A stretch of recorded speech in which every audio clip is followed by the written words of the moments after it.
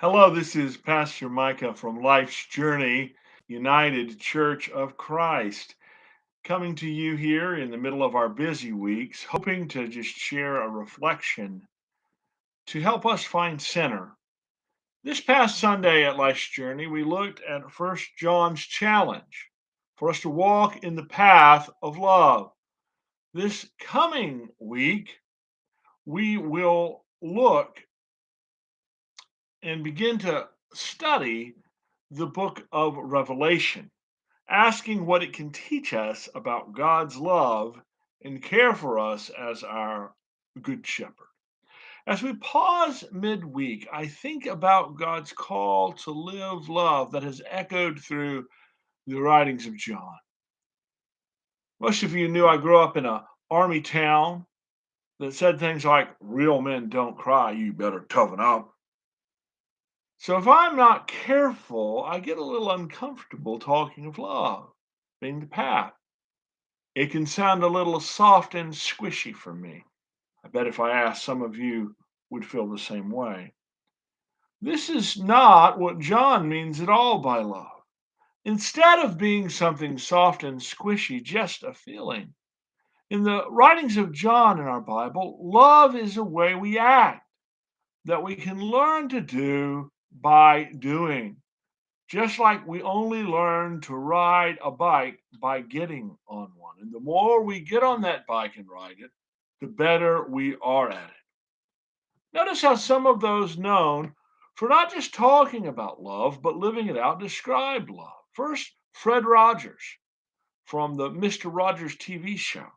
He put it like this: love isn't a state of perfect caring, it is an active noun like struggle. To love someone is to strive to accept that person exactly the way he or she is, right here and right now. James Baldwin, an activist known for being a voice for both the Black and gay community, wrote, not everything that is faced can be changed, but nothing can be changed until it is faced. Love takes off the masks that we fear we cannot live without and know we cannot live within. I use the word love, he writes, here not merely in the personal sense, but as a state of being or a state of grace, not in the infantile American sense of being made happy, but in the tough and universal sense of quest and daring and growth. Cornell West adds justice is what love looks like in public, just like tenderness is what love feels like in private.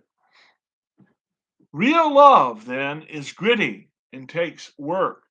We cannot just say we love others without getting and going where they are, without rolling up our sleeves and getting dirty with them, without lending a hand to make a difference. Jesus never just said, I love you, or thoughts and prayers and did nothing else. But instead, Jesus showed his love by what he did. If someone was hungry, he fed them. If someone was sick, he did what was needed to help them feel or get better. When he saw an injustice, like people being ripped off by money changers in the temple, he spoke and acted in ways that called that injustice out and let people know how to end it. Dorothy Day, who, like my friend Hugh, I talked about Sunday in our sermon, once she met Jesus personally for herself, left a life of wealth and comfort to work among the poorest and most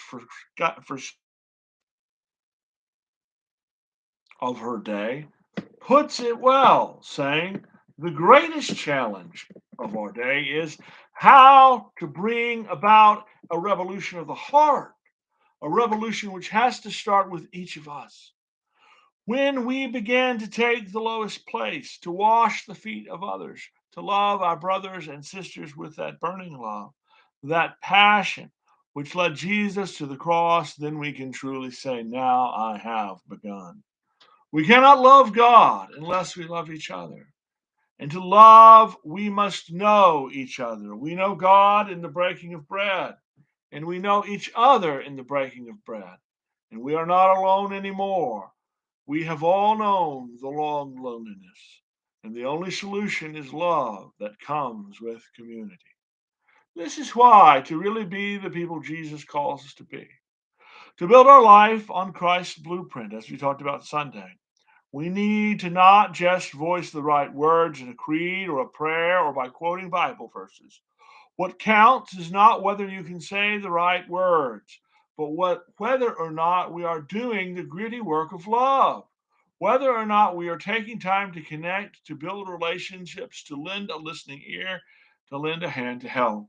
As we talked about in our book club at church a few weeks ago, it is one thing to say, I'm not a racist or I'm not a bigot, but it is another thing altogether to ask yourself, how many times do I actually spend time with people who have a different skin color than me, or who speak a different first language than my own, or who might have a different sexual orientation or gender identity than I do? How often do I have folks different from me over to my own house to have supper, to play a board game, or to watch a movie? How often do I go with them to their preferred hangout spots, which might be different than my own, hearing their story in their own words and getting to know their communities? Let's hear this challenge of embracing the gritty work of love together this week. See you all Sunday, whether in person or on Facebook Live. Until then, God bless.